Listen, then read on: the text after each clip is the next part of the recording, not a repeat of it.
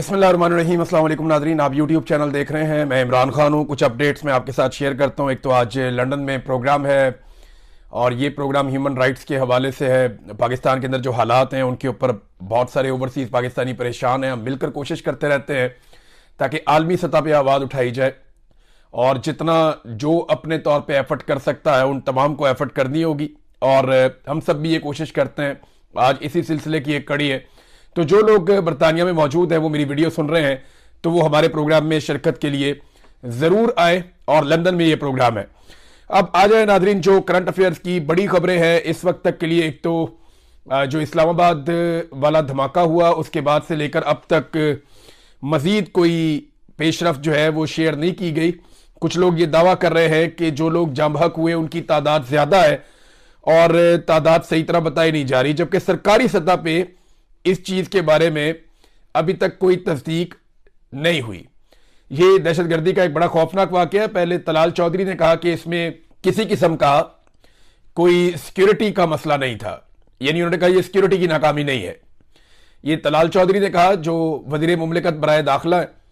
और उसके बाद यही बात जो इंफॉर्मेशन मिनिस्टर अता तारड़, उन्होंने भी ये बात की कि ये सिक्योरिटी का फेलियर नहीं है, सिक्योरिटी की नाकामी नहीं है। तो अगर ये खुदकुश धमाका सिक्योरिटी की नाकामी नहीं है तो फिर किसकी नाकामी है? यानी सिक्योरिटी की ही नाकामी हो सकती है कि आप सिक्योरिटी देने में नाकाम रहे और खुदकुश धमाका हो गया। आपकी इंटेलिजेंस नहीं थी, दहशतगर्द आ गए, उन्होंने आके धमाका कर दिया, फायरिंग कर दी, बहुत सारे लोगों की जानें ले ली। तो ये तो एक तरह का फेलियर है। अब इस फेलियर को आप फेलियर ना माने तो कोई क्या कर सकता है? पूरी दुनिया में आप किसी से भी पूछ लें, आप कानून की किसी किताब में पढ़ लें, सिक्योरिटी की किसी किताब में पढ़ लें, दुनिया के किसी दस्तूर को उठाकर देख लें, किसी भी पैटर्न के ऊपर आप चल पड़े, आपको यही एक लफ्ज मिलेगा और आपको ये सारे यही कहेंगे कि सिक्योरिटी का फेलियर है। और सिक्योरिटी की रिस्पॉन्सिबिलिटी जो है वो पुलिस की है, इंटेलिजेंस एजेंसीज की है, लॉ इन्फोर्समेंट की है। अब मैं हैरान होता हूं कि पाकिस्तान में अगर कोई छोटा मोटा काम भी होता है तो आसिम मुनीर साहब के नारे लग जाते हैं। ये मौजूदा रजीम ने तो ये तरीकाकार बांधा हुआ है ना, क्योंकि पाकिस्तान का सबसे ताकतवर आदमी आसिम मुनीर साहब हैं और वही सबकी जमानत हैं और वही उन्होंने ये जाली हुकूमत बनाई हुई है। वजीर आजम अक़वाम मुत्तहिदा में भी जाते हैं तो आसिम मुनीर का नाम लेते हैं। इकॉनमी में कुछ अच्छा बुरा हो जाता है आसिम मुनीर साहब का नाम लेते हैं। इन्वेस्टमेंट का कोई दावा आता है तो आसिम मुनीर साहब का नाम लेते हैं। फॉरेन पॉलिसी में कुछ होता है तो आसिम मुनीर का, हर जगह पे आसिम मुनीर साहब का नाम ये लेते हैं। हर उस चीज का क्रेडिट आसिम मुनीर साहब को देने की कोशिश की जाती है जिसका क्रेडिट उनका बनता ही नहीं है। यानी एक आर्मी चीफ का क्रेडिट आप इकोनॉमी में तो नहीं दे सकते ना, ज़राअत में नहीं दे सकते आप, माहौलियात में नहीं दे सकते आप। हां, आप उन्हें सिक्योरिटी के हवाले से क्रेडिट दे सकते हैं। अब हैरत की बात यह है कि क्रेडिट लेने के लिए ये हर फील्ड में हर जगह पे आ जाते हैं, लेकिन जो अपना काम है वहां पे जब नाकामी होती है तो उसका ये मलबा अपने पे लेते ही नहीं। क्रेडिट लेने के लिए पाकिस्तान में सब तैयार है, दूसरे के हिस्से का क्रेडिट भी ले लेंगे, लेकिन जिम्मेदारी लेने के लिए पाकिस्तान में कोई तैयार नहीं है। दूसरे के किए हुए काम के ऊपर अपनी तख्ती लगाने के लिए सब तैयार है, लेकिन अपना जो काम बिगाड़ा हुआ है, जो काम करने में नाकामी हुई है, उसकी जिम्मेदारी लेने के लिए पाकिस्तान में कोई तैयार नहीं है। और जब तक आप ये नहीं करेंगे, अकाउंटेबल नहीं करेंगे लोगों को, तब तक आप इस लड़ाई में जीत नहीं सकते। आपको फेयर होना पड़ेगा, आपको अपने साथ मुखलिस होना पड़ेगा, आपको देखना पड़ेगा कि आप कहां पे गलती कर रहे हैं। जहां आप गलती कर रहे हैं उस गलती को आप ठीक करेंगे, उसके बाद आपके लिए आगे बढ़ने का रास्ता खुलेगा। हम गलती मानने के लिए ही तैयार नहीं है। पाकिस्तान के दो वफाकी वुज़रा मुंह उठा के ये कह चुके हैं जनाब के इसके पीछे कोई ताल्लुक ही नहीं है, ये कोई सिक्योरिटी का फेलियर था ही नहीं। तो फिर पता नहीं है किस चीज का फेलियर था अगर ये सिक्योरिटी का फेलियर नहीं था। अब नाजरीन, अता तारड़ ने एक बात की है कि ये जो दहशतगर्दी वापस आई है इसके पीछे पीटीआई है, ये अता तारड़ ने कहा। और जब वो ये बात कर रहे थे उस वक्त वो हंस भी रहे थे। ये एक तरह की बेइज्जती होती है। मुझे अच्छी तरह याद है जब सानिया एपीएस हुआ था तो नवाज शरीफ साहब पेशावर गए थे, उन्हें हंसना नहीं चाहिए था। मुझे बड़ी तकलीफ हुई थी, मैंने उस वक्त टीवी चैनल के ऊपर काफी तनकीद भी की थी कि नवाज शरीफ को हंसना नहीं चाहिए था। वो उस वक्त वजीर आजम थे जब सानिया एपीएस हुआ था और पेशावर में बच्चों का कत्लेआम हो गया था, तो उस वक्त उन्हें हंसना नहीं चाहिए था, वहां पर जाके उन्हें संजीदा रहना चाहिए था। इसी तरह अता तारड़ साहब को भी इस मौके पर हंसना नहीं चाहिए था, लेकिन ये मजबूर है। यानी कल मैंने वहां देखा नाचते हुए, लुडियां डालते हुए वुज़रा को पंजाब में, यानी सारे बसंत मना रहे थे उस वक्त जब लाशें उठाई जा रही थी इस्लामाबाद में। यानी कम से कम अब सरकारी सत्ता पे बंद कर देते। लोगों को देखें, लोगों ने पैसे खर्च किए, लोग भाग दौड़ कर रहे थे, लोगों की मर्जी है, मनाते हैं मनाए, शौक करते हैं शौक करें, आम आदमी को आप क्या कह सकते हैं। लेकिन सरकार क्योंकि अवामी नुमाइंदों से बनती है तो अवाम के नुमाइंदे जो हैं वो अवाम को जवाबदेह होते हैं और उन्हें अवाम के जज्बात का एहसास करना होता है। सरकारी सतह पे जिस तरीके से कल लुडियां डाली जा रही थी, भंगड़े और गिद्दे डाले जा रहे थे और नारे और बड़के मारी जा रही थी, ये सारी चीजें देखकर तकलीफ हो रही थी कि अभी यहां पे लाशें उठाई जा रही हैं इस्लामाबाद में। तो सरकारी सतह पे नहीं होना चाहिए था। बाकी हवा ही नहीं चली ज्यादा, और हवा चली भी है तो बसंत की हवा नहीं चली। यानी जो लाहौरी है ना, जो असल लाहौरी है, उसने बसंत को रिजेक्ट किया है। देखिए, ऑर्गेनिक चीज ऑर्गेनिक ही होती है। ये नहीं हो सकता कि आप मुंह उठा के कोई चीज अनाउंस कर दें और फिर उसके बाद आप अपनी मनमानी करें हर चीज में, और आप लाइटें लगा के सजावट करके, आप चौकों चौराहों के अंदर गुड़ियां लटका के लोहे की, और आप रोला रोला डाल के स्पॉन्सर्स के साथ मिलकर अखबारात में इश्तेहारात दे के और अपने मखसूस गुड्डे मार्केट में ला के और अपनी मनमानी करके, तो आपको लगेगा कि आप कामयाब बना लेंगे एक इवेंट को। इवेंट्स कामयाब होते हैं लोगों की शमूलियत के साथ।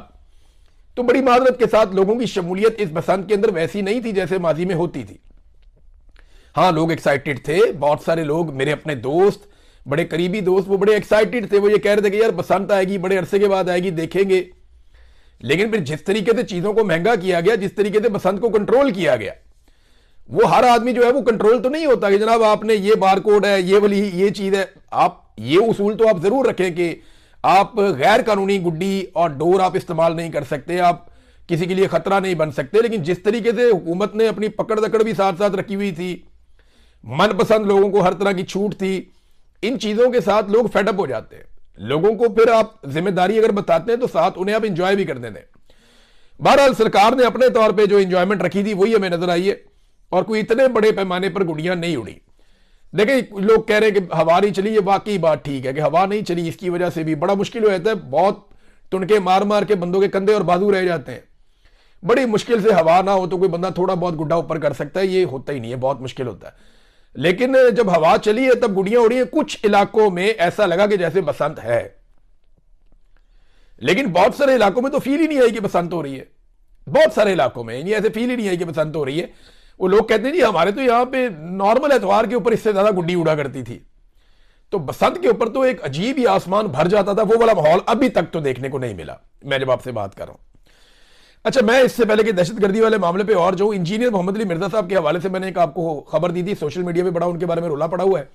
अब उनके हवायतियों ने एक तसहीही क्लिप शेयर किया है और वो ये कहते हैं जी कि बसंत के हवाले से जो खबर इंजीनियर मोहम्मद अली मिर्जा के नाम से फैलाई गई वो खबर गलत है।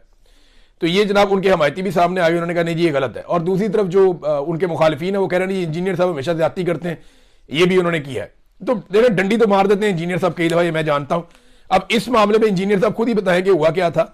बहरहाल उनके जो हमायती हैं वो भी एक क्लिप लेकर आए और उसमें तस्हीह कर रहे हैं कि जो इंफॉर्मेशन इंजीनियर साहब के बारे में फैलाई गई वो इंफॉर्मेशन गलत है। मैंने आपके सामने दोनों चीजें रख दी।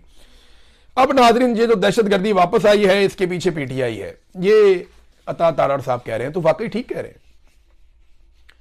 दहशतगर्दी तो खत्म हो गई थी, दहशतगर्दी तो थी नहीं, बहुत कम होती चली जा रही थी। और इमरान खान साहब के दौर में जो पॉलिसी आई, और ये एक पॉलिसी नहीं थी, तवातर के साथ पाकिस्तान कभी लड़ रहा था, कभी एंगेज कर रहा था, और पाकिस्तान ने बड़ी कुर्बानियां देके, यानी सबसे बड़ी कुर्बानी पाकिस्तान के शहरियों की है। ये कोई कहानी ना हमें सुनाए कि जनाब ज्यादा पुलिस वाले शहीद हो गए या ज्यादा फौजी शहीद हो गए। वो इस काम के लिए उन्हें चुना जाता है, वो इस काम के लिए भर्ती होते हैं। लेकिन एक आम ताजिर, एक आम राहगीर, एक आम शहरी वो इस काम के लिए भर्ती नहीं होता और वो शहीद हो जाता है। तो सबसे ज्यादा कुर्बानियां पाकिस्तान के शहरियों ने दी है। अगर आप 70,000 80,000 लाशों को आप गिने तो उनमें जो सिक्योरिटी इदारों के लोग हैं वो बहुत कम है परसेंटेज में। बहुत बड़ी तादाद में हमारे शहरी हैं जो शहीद हुए हैं दहशतगर्दी के खिलाफ लड़ाई में, और सफे अव्वल में खड़े हुए हैं, हार भी नहीं मानी। पाकिस्तान के शहरी जो है वो डट कर खड़े हुए हैं, सबसे ज्यादा उन्होंने कुर्बानियां दी हैं। ये हनीफ अब्बासी साहब का क्लिप सुन रहा था, वो कह रहे थे मुल्क की मलकियत उनकी है जो कुर्बानी देते हैं, फौज की है क्योंकि वो कुर्बानी देती है। नहीं जी नहीं, ऐसा नहीं, पुलिस भी कुर्बानी देती है, और सबसे ज्यादा जाने और सबसे ज्यादा खून जो बहा है वो पाकिस्तान के शहरियों का बहा, उनसे ज्यादा किसी का नहीं बहा। अभी इंडिया पाकिस्तान की लड़ाई हुई तो फौजियों से ज्यादा पाकिस्तानी शहरी शहीद हुए हैं, बहुत बड़ी तादाद में, फौजी कम शहीद हुए। तो हमेशा से सबसे ज्यादा कुर्बानी जो है वो किसी मुल्क के शहरियों की होती है, और मुल्क के शहरी जो होते हैं वो मुल्क के मालिक होते हैं। जो एक मुल्क का शहरी होता है वो होता है मुल्क का मालिक, जो टैक्स पेयर होता है, जिसके पास उस मुल्क का आईडी कार्ड है, आइडेंटिटी है उसके पास। ये इदारे जो है वो उसके मुलाजिम होते हैं, ये कोई मालिक नहीं होता है। ऐसे ये हनीफ वासी साहब गलत बात कर रहे हैं। हाँ, हमारे सर आंखों में वो लोग जो पाकिस्तान के लिए अच्छा काम करते हैं, जो अपनी आईनी हुदूद के अंदर रहकर काम करते हैं, वो लोग नहीं जो अपना आइन का हलफ तोड़ दें, उनके बारे में आप ये बात नहीं कर सकते। और कोई भी कुर्बानी किसी शख्स को इस बात की इजाजत नहीं देती कि वो उस कुर्बानी के बहाने अपनी मनमानी करता फिरे, या बहुत सारे ऐसे काम करना शुरू कर दे जो उसको उसके हलफ के खिलाफ है। वो ये नहीं कर सकता। ये नहीं हो सकता कि आप आइन को तोड़ें और फिर शोहदा के पीछे जाकर छुप जाए। ये नहीं हो सकता। आप आइन को तोड़ें, कानून को तोड़ें, इंसानी हकूक की पामालियां करें, आप सियासत में मुदाखलत करें, सारा कुछ करके आप शोहदा के पीछे जाकर नहीं छुप सकते। वो शोहदा जो है वो सारे माशरे के माथे का झूमर होते हैं, लोग उन पर फख्र करते हैं, लेकिन उनके पीछे जब आप जाके छुप जाते हैं तो आप उनकी कुर्बानियों की तौहीन करते हैं। शोहदा की कुर्बानियों की सबसे ज्यादा तौहीन वो लोग करते हैं जो गलत काम करके शोहदा के पीछे जाके छुप जाते हैं। वो ज्यादती करते हैं, उन्हें नहीं करनी चाहिए। अच्छा जी, ये जो कहा इन्होंने कि जी दहशतगर्दी वापस आई है, इसके पीछे पीटीआई, बात ठीक है। कैसे ठीक है मैं बताता हूं आपको। लेकिन जब पाकिस्तान में जर्नैलों ने, मिलिट्री एस्टेब्लिशमेंट ने, जर्नैलों ने मिलकर जब रजीम चेंज ऑपरेशन किया, ये जनरल बाजवा के दौर की बात मैं आपको कर रहा हूं, तो उस वक्त पाकिस्तान की मिलिट्री एस्टेब्लिशमेंट अपने इदारे समेत बहुत ज्यादा डाउन जाना शुरू हो गई। उनकी मकबूलियत ही बढ़ गई। उन्हें इस बात का ज़ोम था कि वो इमरान खान को हटाकर अपनी मकबूलियत की बुनियाद पर नई हुकूमत बना देंगे और लोग नई हुकूमत को तस्लीम कर लेंगे। लेकिन इंपोर्टेड हुकूमत नामंजूर का ट्रेंड काबू ही नहीं आ रहा था। उस वक्त जर्नैलों को अपने पुराने तहरीके तालिबान पाकिस्तान की याद आई। क्यों? क्योंकि देखिए, जब भी तहरीके तालिबान पाकिस्तान के साथ फौज की लड़ाई होती है ना, तो इसमें बहुत ज्यादा पजीराई मिलती है कौम की तरफ से, बहुत ज्यादा मकबूलियत मिलती है। फौज को हमेशा पैटर्न यही रहा है, हमेशा मिली नगमे आ जाते थे, सारा मीडिया साथ खड़ा हो जाता था, सोशल मीडिया साथ खड़ा हो जाता था, फिफ्थ जनरेशन वॉर भी शुरू हो जाती थी और बहुत सारा काम हो जाता था जब भी कभी ये एक लड़ाई शुरू होती थी। तो फिर दहशतगर्दों को पाकिस्तान में वापस लाने का आगाज किया। ये जनरल बाजवा और जनरल फैज हमीद और जनरल नदीम अंजुम, इनका कारनामा था। ये दहशतगर्दों को पाकिस्तान में लाना चाहते थे। पाकिस्तान तहरीके इंसाफ ने मना किया, उनकी हुकूमत खत्म हो गई। रजीम चेंज ऑपरेशन के बाद इनकी पॉपुलैरिटी बहुत ज्यादा नीचे गई, तो इन्होंने कहा नहीं जी, हमने तो अब लेकर आने हैं। फिर राणा सनाउल्लाह साहब ने अनाउंस किया कि जनाब हम बातचीत कर रहे हैं और हम लेकर आ रहे हैं। फिर राणा सनाउल्लाह साहब के दौर में, शहबाज शरीफ के दौर में, जनरल बाजवा, जनरल नदीम अंजुम और जनरल फैज हमीद, इन्होंने मिलकर दहशतगर्दों को लाकर बसाया। देखिए ना, इतने बड़ी तादाद में लोग बॉर्डर क्रॉस करके तो नहीं आ सकते। और ये आए शहबाज शरीफ के दौर में और आकर ये खैबर पख्तूनख्वा में बस गए। अब ये जो दहशतगर्दी वापस आई है, इसके पीछे पीटीआई है। वजह यह है कि पीटीआई ने ऐसी तबाही फेर दी थी एस्टेब्लिशमेंट की कि एस्टेब्लिशमेंट को तहरीके तालिबान पाकिस्तान की याद आ गई और फिर दहशतगर्दों को लाकर बसाया गया। तो वजह तो पीटीआई बनी ना फिर एक तरह से, कि पीटीआई की हुकूमत गिराई, फिर वो काबू नहीं आ रही थी तो वो दहशतगर्द लाए गए। ये बात शानदाना गुलजार साहब ने बताई। उनको वो सोर्सेज भी बताती हैं कि उन्हें बाकायदा बताया गया कि जनरल बाजवा ने कहा था कि हम टीटीपी को लेकर आएंगे और उसके जरिए से पाकिस्तान तहरीके इंसाफ को टारगेट करके बदनाम करेंगे और इनको वहां खराब करेंगे खैबर पख्तूनख्वा में। इस किस्म का उन्होंने एक स्टेटमेंट दे भी रखा है और ये जनरल बाजवा से रिलेटेड ये स्टेटमेंट है। तो नाजरीन, ये इतनी गैर संजीदगी है इनकी। 2022 से ये लोग इक्तदार में हैं, 4 साल इनको हो गए। आज भी ये इमरान खान साहब के ऊपर डालते हैं हर नाकामी का मलबा। हालांकि दहशतगर्द ये वापस लेकर आए थे, इमरान खान वापस नहीं लेकर आए थे। नाजरीन, एक चीज मैं आपको और बताना चाहता हूं, ये नवाज शरीफ साहब की एक वीडियो भी वायरल हो रही है कि ये और उनका खानदान बसंत एंजॉय कर रहा है अपने साथियों के साथ, दोस्तों के साथ, फूल शूल लगे हुए हैं, अपने रुफका के साथ नजर आ रहे हैं मियां नवाज शरीफ साहब। एक और बुरी खबर है, ये भी आप देख लें।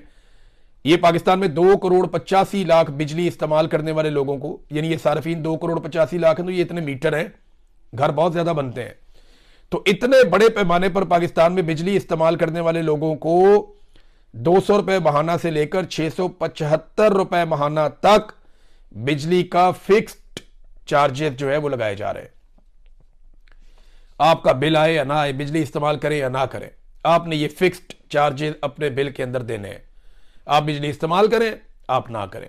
ये पैसा आपको देना पड़ेगा, कम से कम 200 रुपया, ज्यादा से ज्यादा 675 रुपए। ये अब आपकी जेब के ऊपर हुकूमत का डाका, ये तजवीज आ गई है। और इसकी वजह यह है कि इंडस्ट्री को इन्होंने कोई छोटा मोटा रिलीफ दिया था, तो जो इंडस्ट्री को रिलीफ दिया वो पैसा अब आम आदमी की जेब से ये निकालेंगे, क्योंकि आईएमएफ ने इन्होंने छोड़ना नहीं है। आईएमएफ से बचने के लिए इन्होंने यूएई के पैसे भी अपने अकाउंट में रखे हुए हैं, सऊदी अरब के भी रखे हुए हैं और चीन के भी रखे हुए हैं। यह पहली मर्तबा हुआ कि जनवरी में पाकिस्तान ने यूएई से दरखास्त की कि जो $2 अरब हमने आपको देने हैं, पहले तो $3 अरब देने थे, $1 अरब के बदले में फौजी फाउंडेशन के शेयर्स दे दिए। और फौजी फाउंडेशन को क्या मिला? उनको पीआईए मिल गया। अब बाकी जो पीछे रह गया वो $2 अरब। अब यूएई को इन्होंने कहा जी $2 अरब के लिए हम आपको दे रहे हैं 6.5% का, 6.5% का हम आपको टैक्स दे रहे हैं, तो आप मेहरबानी करें ये टैक्स हमारा कम करके 3% कर दे, और ये जो $2 अरब है इनकी मियाद बढ़ा के इनको रोल ओवर कर दें, हम 2 साल के बाद आपको पैसे वापस कर देंगे। उन्होंने कहा नहीं, हमने ये पैसा वापस करना था 16 जनवरी को, और यूएई ने पहली मर्तबा तारीख में हमें टाइम दिया 1 महीने का कि 1 महीने के बाद ये पैसा वापस करो। अब हमने ये पैसा वापस करना है 15 फरवरी को। हुकूमत को सारी तवज्जो इसके ऊपर देनी चाहिए और पूरी कोशिश करनी चाहिए कि कुछ ना कुछ करके यूएई को मनाएं और रोल ओवर लें, वरना बड़े संजीदा मसाइल हो जाएंगे आईएमएफ के अंदर भी, और पाकिस्तान के साथ बड़ा इशू हो जाएगा कि हम कैसे अपनी इकोनॉमी को मैनेज करेंगे। लिहाजा 1 महीने का उन्होंने टाइम दिया, 1 हफ्ता बाकी रह गया है, और 15 फरवरी तक आपने $2 अरब या तो उनको वापस करने या फिर आपने मजीद रोल ओवर लेना है। अब वो पैसा ही आपका रोल ओवर नहीं कर रहे तो वो आपका सूद कहां से कम करेंगे? अब ये बड़ी अजीबोगरीब सूरत हाल है, और गल्फ से इस तरह की खबर आना पाकिस्तान के लिए ये बड़ी हैरत की बात है, परेशानी की बात है। नाज़रीन, आसमा जहांगीर कॉन्फ्रेंस हुई एक मरतबा फिर पाकिस्तान में। देखिए, इंसानी हकूक की बहुत बड़ी अलंबरदार थी, बहुत बड़ा नाम था, और इस नाम को हमेशा जिंदा रखा जा सकता था अगर हमेशा इसके प्लेटफॉर्म से इंसानी हकूक की बात की जाती। लेकिन जिन लोगों को स्टेज पे बिठाया गया, आसमा जहांगीर ग्रुप, जो वकील शकील हैं, ये वजीर वजूर बने हुए हैं सारे, इनके ऊपर तो बड़े बड़े एलिगेशन हैं। इन्होंने तो अदलिया को तबाह कर दिया, इन्होंने तो पाकिस्तान के आइन को पामाल कर दिया, पाकिस्तान में इंसानी हकूक की खिलाफ वर्जियों के ऊपर तो उन्हें आवाज ही नहीं उठाई। बल्कि आसमा जहांगीर कॉन्फ्रेंस में स्टेज से खड़े होकर फौजी अदालतों की तारीफ की गई, या उसको जवाब दिया गया, उसकी हमायत की गई कि जनाब फौजी अदालतें तो होंगी, फिर ये होगा वो होगा, इस तरह करके बात हुई। अब आसमा जहांगीर साहबा की रूह भी तड़प रही होगी, तड़प गई होंगी उनकी रूह कि यार ये क्या कर दिया इन्होंने मेरे साथ, मैंने सारी जिंदगी मार खाई, सारी जिंदगी में खड़ी रही जिस जुल्म और बर्बरियत के खिलाफ, आज मेरे बाद मेरे लोगों ने पास नहीं रखा मेरा। देखिए, आसमा जहांगीर फिर इसका मतलब है अब माजी हो जाएंगी। आसमा जहांगीर का नाम कोई नहीं डबो सका, उनके चाहने वालों ने, उनकी औलाद ने और उनके लोगों ने उनका नाम डबो दिया। आज पाकिस्तान में अगर इंसानी हकूक के अलंबरदार है तो कौन है? आज ईमान मदारी है, हादी अली चट्ठा है। आज इंसानी हकूक के लिए पाकिस्तान तहरीक इंसाफ के बेशुमार लोग आवाज उठाते हैं। आज इंसानी हकूक के लिए आवाज कौन लोग उठा रहे हैं? मारंग बलोच आवाज उठा रही है, बहुत ताकतवर आवाज है पाकिस्तानियों की। आज सोहराब बरकत जो है वो इंसानी हकूक के लिए आवाज उठाते उठाते देखें कहां पहुंच गया। तो ये पीछे रह गई आसमा जहांगीर, उन्होंने जो शम्मा जलाई थी उनके लोगों ने बुझा दी। मुझे बड़ी तकलीफ हो रही थी ये देखकर, फखर से कहा जा सकता था इनके बारे में। लेकिन नाज़रीन, एक मैंने आपसे गुजारिश भी करनी है, वो ये कि कासिम सूरी साहब ने अपना यूट्यूब चैनल शुरू किया, और देखिए उनकी पहली वीडियो है। जब मेरी पहली वीडियो थी ना, मेरे पास माइक भी नहीं था, यानी मुझे पता ही नहीं था कि इसके साथ माइक लगा के ज्यादा बेहतर हो जाएगा, या वो मैंने वैसे ही कर दी थी। वैसे भी हादसाती तौर पे शुरू हुआ था। तो ये शुरू में वीडियोस होंगी, कोई प्रोडक्शन की गलती होगी, कुछ छोटी मोटी चीजें इधर उधर हो जाएंगी, ये प्रॉब्लम हो जाते हैं शुरू में। लेकिन आप सब ने इस चैनल को सपोर्ट करना है। देखिए, मेरे लिए कासिम सूरी एक पॉलिटिशियन से बढ़ के एक बहुत अच्छा इंसान और एक अजीम आदमी है, एक ईमानदार इंसान है, एक बहादुर इंसान है, और एक हमदर्द इंसान है, एक दोस्त है, एक भाइयों की तरह। तो मैं तो कासिम सूरी साहब की बहुत कदर करता हूं, लेकिन मैंने देखा पाकिस्तानी भी उनसे बहुत प्यार करते हैं। मेरी एक गुजारिश है आप सबसे कि कासिम सूरी साहब के चैनल को आप फॉलो करें, सब्सक्राइब करें, और जैसे आप अपने चैनल का ख्याल रखते हैं उनका भी ख्याल रखें। कासिम सूरी साहब नए जरूर हैं, लेकिन वो बहुत तजर्बाकार है। मैं उम्मीद करता हूं कि बहुत कम अरसे में वो एक बड़ी आवाज बनेंगे पाकिस्तान में जमहूरियत के लिए और इंसानी हुकूक के लिए, और ये होगा इंशाल्लाह। हाँ, शुरू में गलतियां होंगी, सबसे होती हैं। हमने बहुत गलतियां की प्रोडक्शन में, अब हमारी वीडियो की टाइमिंग ऊपर नीचे हो जाती थी, शुरू में हमसे अपलोडिंग नहीं होती थी, चीज़ें समझ नहीं आती थी। वो इस फील्ड के आदमी नहीं है, ये बात आप जहन में रखिएगा। वो एक पॉलिटिकल आदमी है, पॉलिटिकल वर्कर है, सारी जिंदगी उन्होंने एक जिद्दोजहद में गुजारी है, लेकिन वो ये काम उनके लिए नया है, लेकिन वो इसको कर देंगे, मुझे इस बात का पता है। तो आप सबसे गुजारिश है कि कासिम सूरी साहब को और उनके चैनल को जितना हो सके आप सारे लोग सपोर्ट करें। नाज़रीन, अब तक के लिए इतना ही। अपना ख्याल रखिएगा, अपने इस चैनल का भी। अल्लाह हाफिज।